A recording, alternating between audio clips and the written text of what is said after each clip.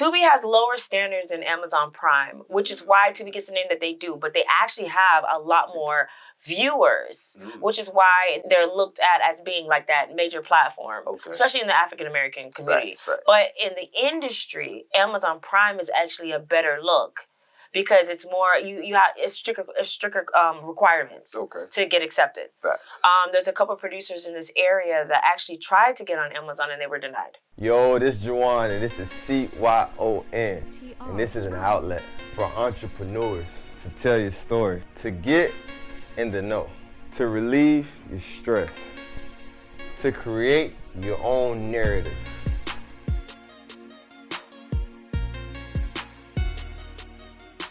Yo, it's Create Your Own Narrative, man. CYON. We're here with another exclusive interview. I got Ebony here with us tonight. I appreciate you for coming. How you doing? I'm great. How are you? I'm doing good. Let me give a little background what I know about Ebony. Ebony is a local film director that has done her first film, correct? Which is Child Support that I watched. So y'all make sure y'all go watch that now on Amazon. It was a great movie. I loved it. A lot of comedy, a lot of interesting scenes. And I think what was most interesting to me was being able to see familiar backgrounds and familiar faces in such a great atmosphere. Yes. So tell the people a little bit about yourself and things that got you into filmmaking.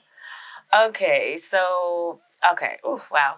I've always wanted to be an actress when I was little. I know we all grew up watching Disney Channel. Facts. And I wanted to be one of them actors, but it never connected. And I was actually camera shy back in the day.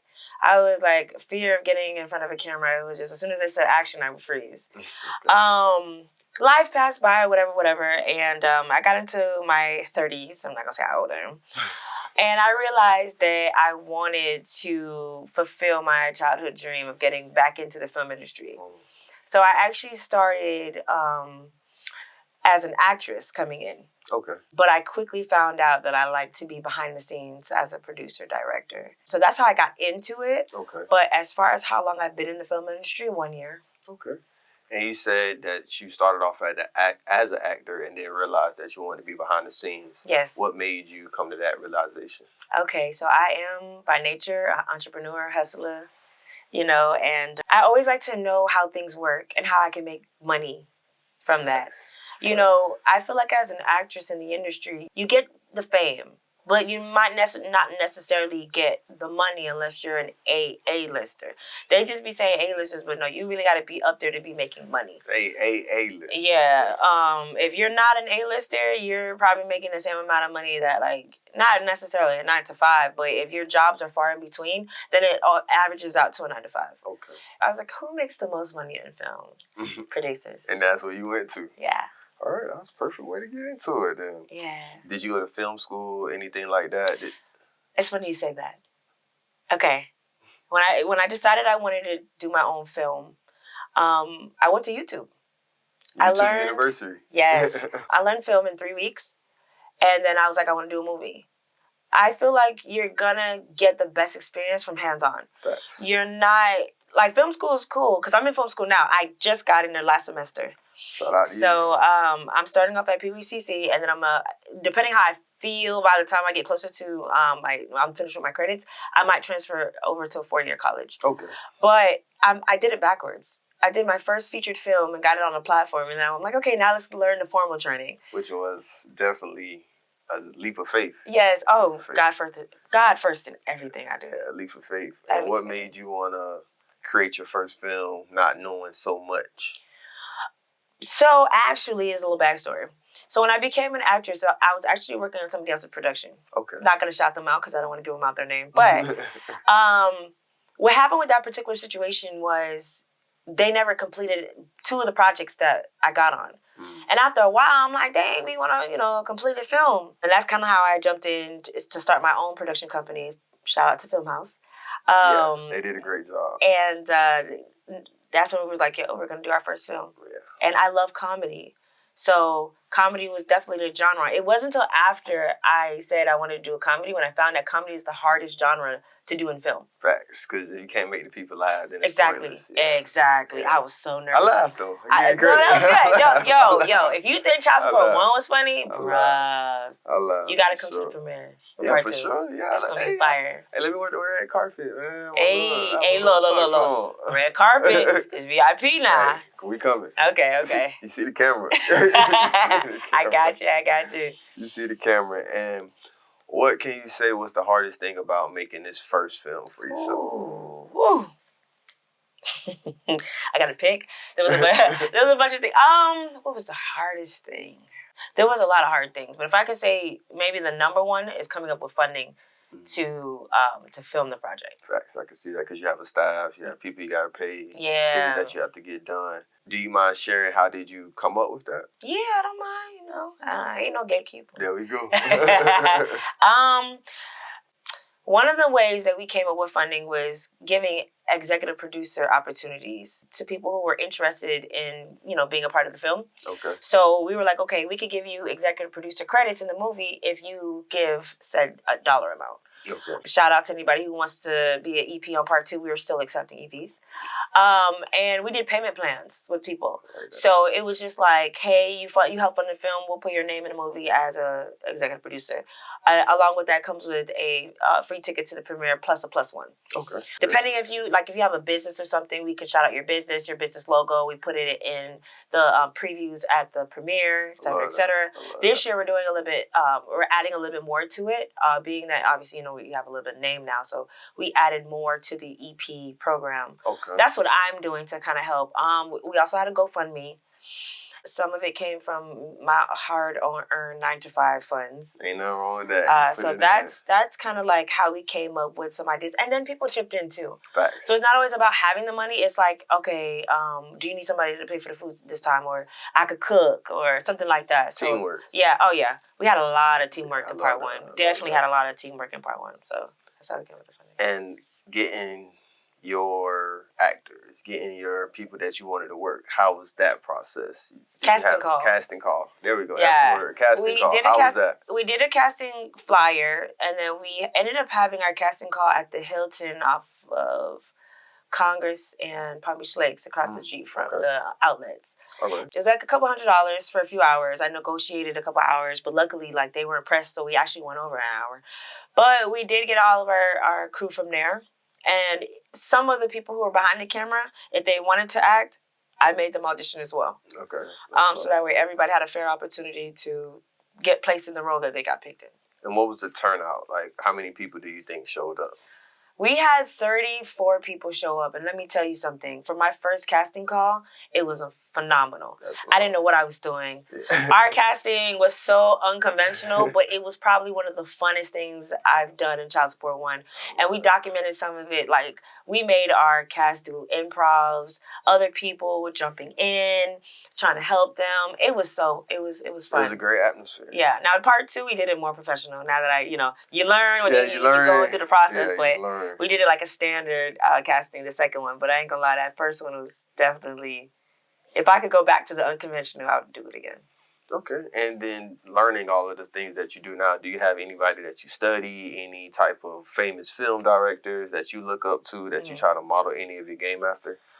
Okay, so it's funny because, like I said, I did everything unconventionally because I'd never been on a set before. So I wasn't even sure of how it was to go. And even the production company I was acting on before wasn't really professional, so I couldn't really use that as a solid foundation to go off of. Facts. So a lot of it came from just what I thought was right. After I did my research on YouTube, I went with what I felt was right. You could kind of just be like, okay, let's do it like this, A, B, C, D, E, F, G. But as far as people I look up to, so Tyler Perry was one of the, kind of like producer directors that I looked up to. Definitely now Ryan Coogler, like him coming out with Sinners, like, bro, like, I gotta amazing work. I gotta watch the fact that he has like 4 major films that made over, I think, $100 million. Yeah. I'm like, yo. Big time. So like, there's no female director that I'm looking at per se, because the level I'm trying to get to is a level that hasn't been created for a Black African American female. I'm reaching for the stars like and the universe and whatever else is out there. We pulling for you. So yeah, I my mentors are those who are at the top. I like that. Because, not to, and don't take this like I'm tooting my horn. Nah, toot your horn. But imagine if I decided to pick, let's just say Spike Lee, for example. Yeah. Great director and everything, but I'm going to pass this level very soon. Especially with dropping heat like that for your first time. Exactly. So, and then I think his name is Will Packer as well. I'm quickly gonna, and they're great. Trust me, they're great. But I want to reach for something that's almost unattainable because I like challenges and goals and all that good stuff. And she gonna put me in the next movie. We're making sure of that, right? You know how to act? We're gonna find out. Oh, we're gonna find out, all right. I'm tough now. I can handle it. Okay. I gotta deal with Nigel. That's enough. Trust me. Okay. I can handle it. And you talk a lot about your production company. Yes. Filmhouse Production. Yes. Speak about them and the job that they done. And I can give them the kudos because they did a great job with not making this look like not the Tubi, like a Tubi movie. Yes. No, I get it. Tubi is like, okay, this is Tubi. Tubi has lower standards than Amazon Prime, which is why Tubi gets the name that they do. But they actually have a lot more viewers, which is why they're looked at as being like that major platform, especially in the African-American community. Facts. But in the industry, Amazon Prime is actually a better look because it's more, it's stricter requirements to get accepted. Facts. There's a couple of producers in this area that actually tried to get on Amazon and they were denied. Because it's tough. And then Tubi, as much as it seems easier to get on, I've seen people also get denied that too. So if you got denied Tubi, you got to go back in the lab. But going back to the production company. So I founded Filmhouse Productions last year. And it took me a minute to figure out the name because I was like, at first I was going to name it after myself. I'm like, nah. I might give it down to my kids or whatever. But I almost wanted it to be like, if I sold the company to someone else, because I think in advance when it comes to business, I love business. I like that. It's how can I come up with a universal name that I can sell to any genre, any culture, any, type of walk of life. Yeah. So Filmhouse doesn't necessarily put a nationality on it. I agree. Filmhouse, we had all the people who came together to help me create this project, and I felt like it was like a family dynamic. So that's where the Filmhouse came from. It is my company. I own it solely. And I make all the CEO kind Boss of like, moves. Sign the checks. Yes. I'm very picky when it comes to certain things. And I feel like if we stay professional from the jump, it's a great foundation to start off with. Yeah, and then avoids any other problems. Exactly. I agree. And how many people do you have on your staff at Filmhouse? I'm actually the only employee or contractor as of now. So the way the film industry works is a lot of people you hire to come on, whether it's actors or camera people or graph, writers, they're all contracted in. Okay, solo contracts. Yes. Now, I am not to the level, like, for example, Tyler Perry Studios, Universal Studios. All of them have employees that work for the production company. I want to get there, but we're waiting on funding. Facts. Once Child Support 1 and 2 drop, we get back to funding. My next step is to open up a corporate office and then start building my team slowly but surely. In this industry, especially in entertainment, you have to get people you trust and people you rock with and you click with. And once I get to that platform, then I'm going to have in-house employees. So right now it's just me. Okay. And then I will hire some as we go along. But we got to get some films out to show what we can do so we can get the attention of people to want to be interested to be a part of the company. All right. And then let's talk about Child Support 2. That's coming up. How's that process going? How are you enjoying it? Is it stressful? Is it more smoother than the first time? How's that going for you? So every project is different. One thing I like about Child Support 2 over Child Support 1 is the fact that I learned so much from Child Support 1. I went through every first time director mistake or like challenges in part 1. So I brought a lot of the things that I learned, all the lessons that I learned into part 2. So part 2, everything's running smoother. Okay. Things still happen. I had 3 actors drop out at the last second. We either had to improv or replace on the spot type situation. when it comes to the way I direct and the people that I put into the positions that they are in, I don't just pick anybody. You know, we had a particular situation on one of our sets where one of our actors got stuck in another state. They couldn't get back until the next day. And people were like, there's like 50 people on set, about 40. And they were like, oh, just pick this person, pick that person. And I gave them that look like, the vision that I have for this particular character has to be a certain look, say their lines a certain way, et cetera, et cetera. Nobody on set gave me that.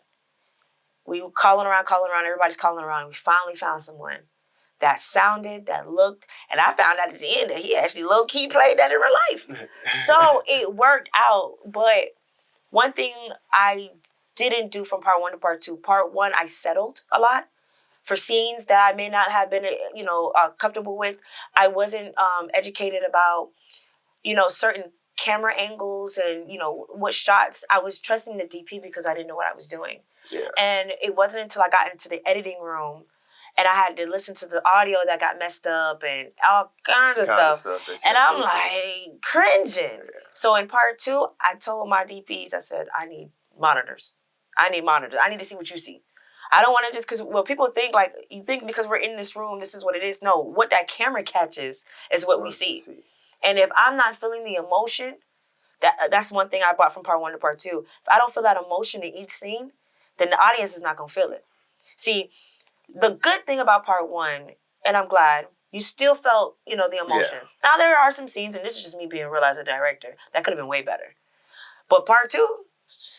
knocking them out the park. Man. Knocking them out the park. But yeah, definitely the major difference is the professionalism and the education that I learned. You could only learn so much from a book, from a YouTube video, or from school. You have to get the on-hands experience. You got to feel the emotion. Yeah. You will not feel the emotion. Oh, well, you have case studies in school. What would you do if this happened on set? And you write down a little question of what you would do. And then you're actually in it, and it happens, and you feel the emotion of it, and you got your money on the line because you're paying these people by the day. Yeah. And then you want to cuss everybody out.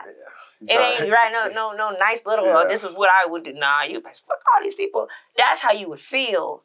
Obviously, as a director, the lead producer, you got to be professional still. Facts. And still handle things on the fly. Like, when people didn't show up, and we had to improv, I had 2.5 seconds to figure out how we were going to continue with the storyline without messing up the storyline. And you got to be on your toes with that. You got a hard job.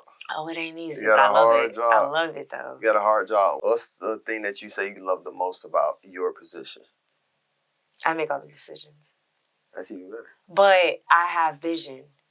When I co-wrote the script with my writer, I had a vision of how every scene was supposed to look. And I am not compromising that. Every scene, every location I pick strategically, and I pick the actors, and when I see them in the space, I'm like, this is how I see it, and this is how it needs to be done. I'm not one of those directors that won't take, advice or suggestions. If it sounds good, I'm gonna put it in. You with it. If it ain't, don't do that no more. Stick to the script. Yeah. And I'm very tough on that. People might feel like on set, I'm a different person on set. Like I don't mess with me. I'm like still a Bridezilla. Yeah, but I'm still sweet with it.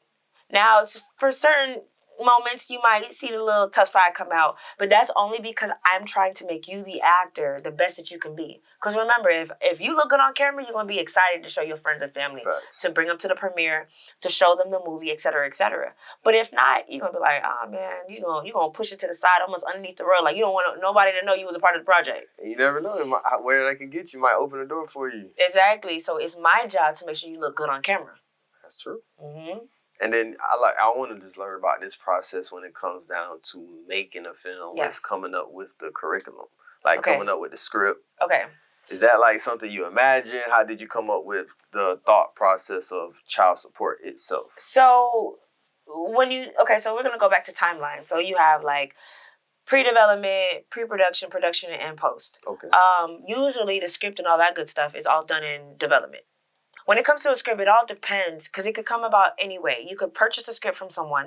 Okay. You could write it yourself. You could co-write it with a group of people, of writers. You can purchase a license of a story that's already been used. Like, for example, let's use Pinocchio as an example. It was a book. You could purchase a licensing of it and turn it into a movie. That's crazy. So, when it came with the child support, I got inspired by Friday. And if you really watch child support, you will see some things that kind of represent it, especially in part 2. That's a good one. Especially in part 2. What I notice a lot of people do, they try to reenact the same thing. You got to take Friday and then still do your own thing. For example, I go by the name Ebony Elliot. That's my legal name. But I also have another legal name that I dropped off. Like, that's my stage legal name. But So my full name is Stalisha Ebony Elliot. So one of the things that I added in Child Support 1 was I actually played a crackhead in my film. So in Friday, it's Felicia, but my name is Stalisha. So it's almost like ways like that is how I took things, but I still made it my own and made it original. You was in Child Support 1? I am. Yo. I was the crackhead at the end of the movie that was asking George for the $2. Yeah, I wanted to do okay. Originally, I was not in the script. And the whole crew was like, yo, you got to get in, you got to get in. And I said, okay, I'm going to play the crackhead. That's funny. Yeah, I wanted to be the most humblest role. I didn't want to take the light off of my actors. You did a great job. Because when I was given the vision to do this, I feel like God told me, I'm going to make your production successful, but you have to give opportunity. So it was never for me to be the lead role in any of my films. Never. I would never take the lead role. I wouldn't even take the supporting. I would be that one cameo, a waitress, a crackhead, a motel, you feel me? I'm just a little walkthrough, you know what I'm saying? Like I said, my job is to give other people opportunity, and we have so much talent in Palm Beach. We really do. So like I said, Friday was definitely the main focus. Now, to change it from Friday, we wanted, so my lead character, George, when I first met him, he reminded me of like the Cat Williams of Palm Beach. Yeah, he's funny. And I was like, okay, I don't want to do the typical, you just got out of jail, da-da-da-da-da. So I said, how can we be different? So he was like, yo, let this man be a overgrown foster child that never left, that gets served child support paperwork. There's no movie out there with a grown-ass 30-year-old man that lives in a foster home with all these kids and a white foster mama. That's young. That is an original concept. Yeah. Now, are there other movies called Child Support? Yes, but none of them have the same storyline as we do. And none of them have done a part 2. That was dope. And just to let y'all know, there is a part 3 in pre-development as we speak. That's where I get my role at. So, yeah. That's where I get my role at. Yeah. That's where I get my role at. With doing everything that you're doing, what do you do for yourself on your time? What do you like to do to kick back, relax, anything that you like to do for you? Oh, man. This always seems to be a very tough question because I love what I do so much so that even in my off time, this is what you're doing. I'm learning, finding out ways of how I can market, finding out ways of distribution, finding out ways. But beyond that, if I'm not doing nothing, then yeah, I like to spend time with my kids. I like going to comedy shows. I like traveling. And even if it's like a staycation, I still like to travel. And I like to eat. Facts. What's your favorite thing I to will eat? Go steak, filet, Okay. Wagyu. What's your favorite restaurant? It's between Council Oak down in Fort Lauderdale at the Hard Rock or 432 Cut Steakhouse downtown Atlanta Avenue in Delray. Dropping some gems. I ain't been to none of them places, but I'm gonna try it out. It's nice. It's nice. I'm gonna try it out. You gotta have a little pretty pit. I would say a good like $200-300. Yeah, $200-300. Treat yourself. But you treat yourself. Exactly. I work a lot, so when I do treat myself, that's what I like to do. Like this weekend, I'm going on a staycation. I ain't going nowhere, but I'm getting an Airbnb with the kids. This Mother's Day weekend, pool, have a good time, and relax. I'm relaxing the whole weekend. Like my kids haven't yet seen the movie, so I'm gonna be watching it with them, and then just spending time with them. That's what I'm doing this week. I'm just cooling it. And are you looking forward to your kids being able to see the job that their mom does? Yo, my kids been talking about Child Support 1 since I knew I've been doing a movie. Mom, when we're going to see the movie, I want to show my friends, and can we be in the movie? You know, I was so sad because my kids were actually supposed to be in the barbecue scene, and my son sprained his ankle 2 weeks ago, and it could cause him not to be in it. But my daughter was in the child support one. Okay. So she was in that one. She had a little debut with her one line. I know she's telling all her friends about that. Yes. And she hasn't seen the movie yet. She's seen partial bits, but they haven't seen it in full. So they're going to see it in full this weekend. And how was the time working with local people? I seen Corn Truck. That was funny. I see Eddie Green, got Malk. And it's even some faces that I probably don't even know their names, but have seen around. How was that, being able to create a film with the local people? That was the main thing I wanted. I wanted to get local people from Palm Beach, because this is where we're from, to give that opportunity too. Crazy thing about it, even though it's not local, it was still in Florida. One of the actors we had was actually a famous Instagrammer. And he had, I think, 1.7 million followers. Is Keenan. He goes by Poppy Chulo on Instagram. Okay. And what role did he play? He played like, it's kind of hard to say his character, but he was pretty much like a high paid than Tyler. So he was like one of those pimps. Okay, I know you're talking about. Okay, who came into church with the money. With the money, and he had the fur coat on. He was pretty cool, but definitely that was the main thing for me, was finding local talent. Everybody came from South Florida. We had actors all the way from Orlando, Miami, Tampa, et cetera, mixed in this crew. But that was a big thing for me. Like, let's get our people. We can make our people funny and famous. You know what I'm saying? Put us where we need to be at. Exactly. It didn't necessarily have to be like, we got to get a famous actor. If you get actors that are good, it don't matter if they're famous or not. Your movie's still going to go. The only time getting a famous actor works is when you're trying to market.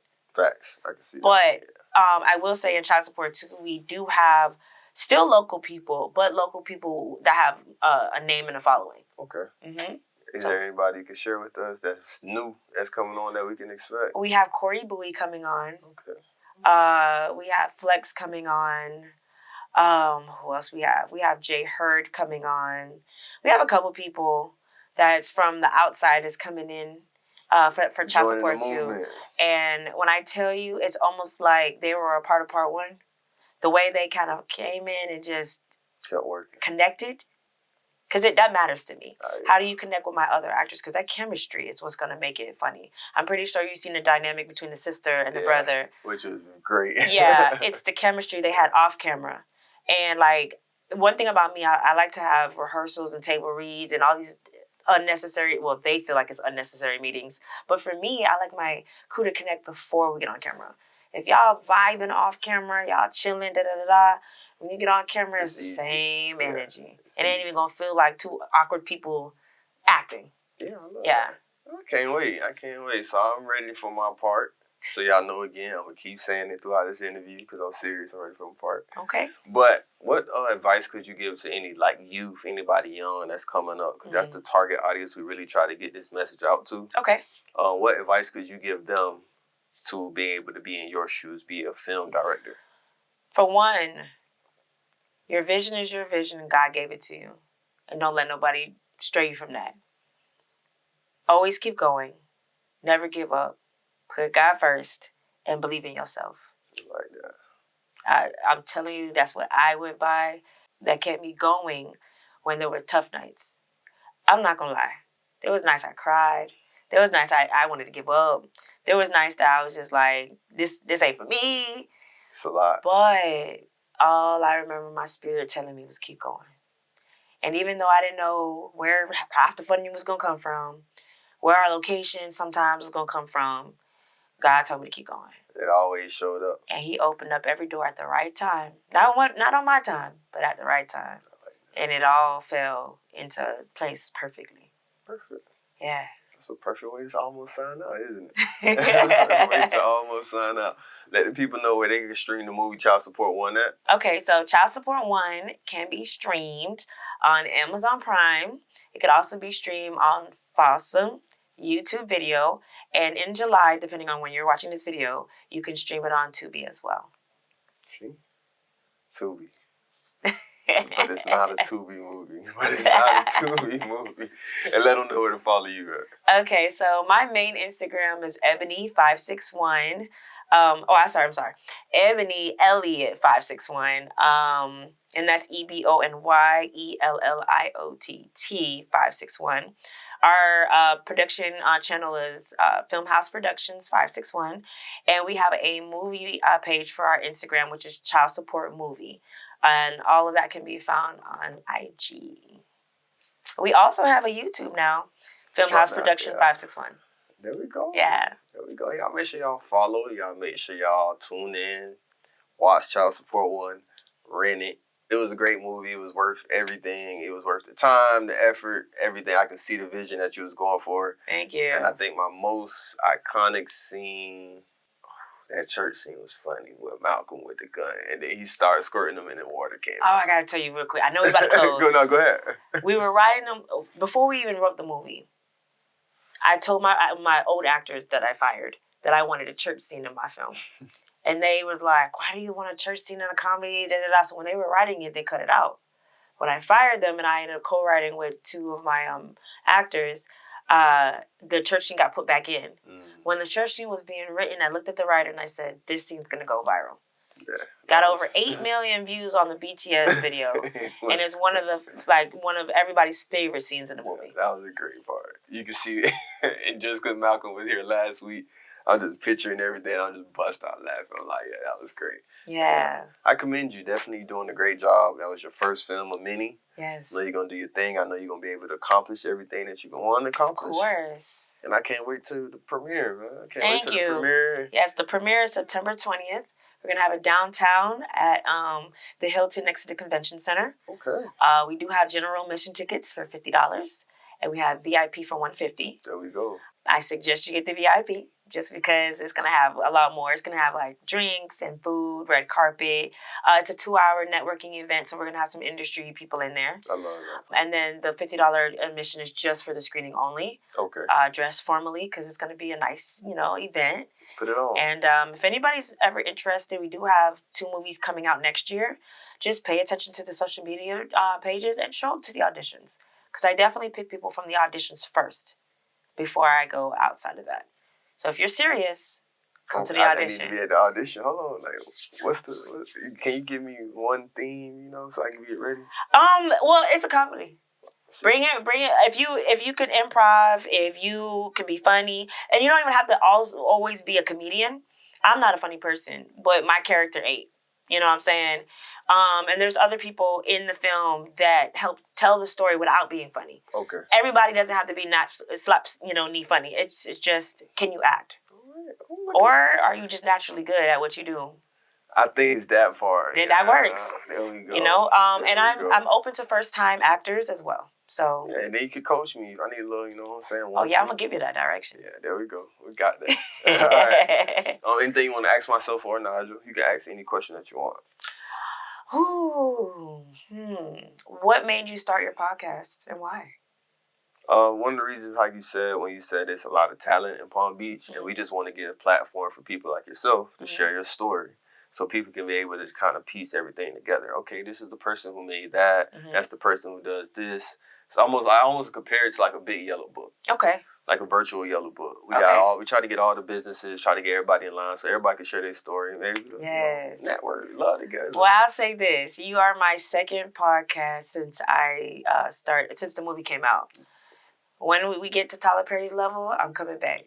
There we go. I'm coming back. I gotta show the love, to those who brought me on at my humble beginnings. At the humble beginnings. Yes. And then tell Tyler Perry, put me on one of his shows. I got you. And then we go. Hey, that's what the networking is for. That's what we're supposed to do. We're supposed to put each other on. We all gonna make it work. Hell yeah. I think we're gonna have to, I got an idea for a movie. We're gonna talk about it. Okay. But it's Courage on there, the man CYON. I wish you nothing but blessings over your journey. Thank you. TR.